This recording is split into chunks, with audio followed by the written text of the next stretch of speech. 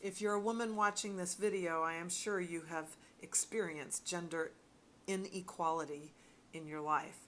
And I think that the issue of gender equality is one of the most important issues of our time right now.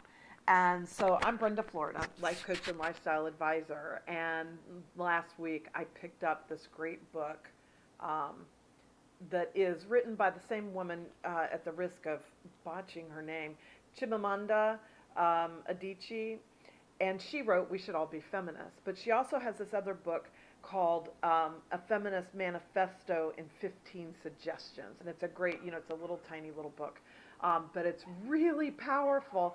And I wanted to share one of the her suggestions. This was the premise of this book: is that a friend of hers who had a little baby daughter was asking her how could she raise her daughter in a gender equality, oriented way.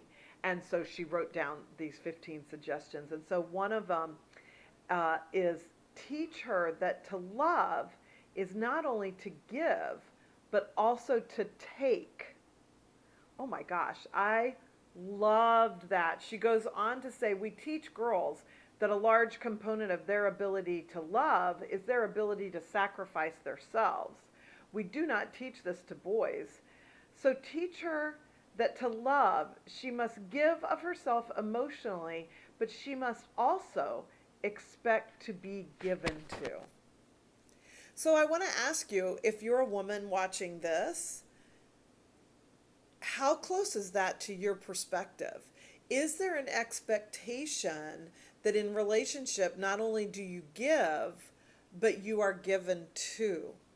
And if you're a man, I want you to really, think about how easy it is to slip into that cultural norm of, women being the givers and maybe men being the providers. She has a section on that in her book too, where she's, sort of calling all of us to quit thinking of men as always having to be the provider, that being the provider for the family isn't a gender issue either.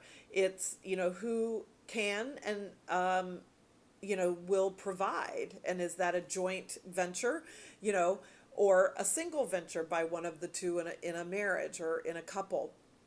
So I just love the way she challenges the stereotypes that we've all gotten so conditioned to see as normal in regard to gender. So I'd love to hear in your comments how maybe some gender, prejudice or in lack of equality has impacted you in your life. I mean, certainly I had, was in a marriage where, well, I mean, and I grew up in a family where women were just less than. I mean, nobody said that exactly out loud, but in all these demonstrative ways, it was clear that men were superior and women were inferior. And yes, we expected men to be kind to their women, and allow them certain things.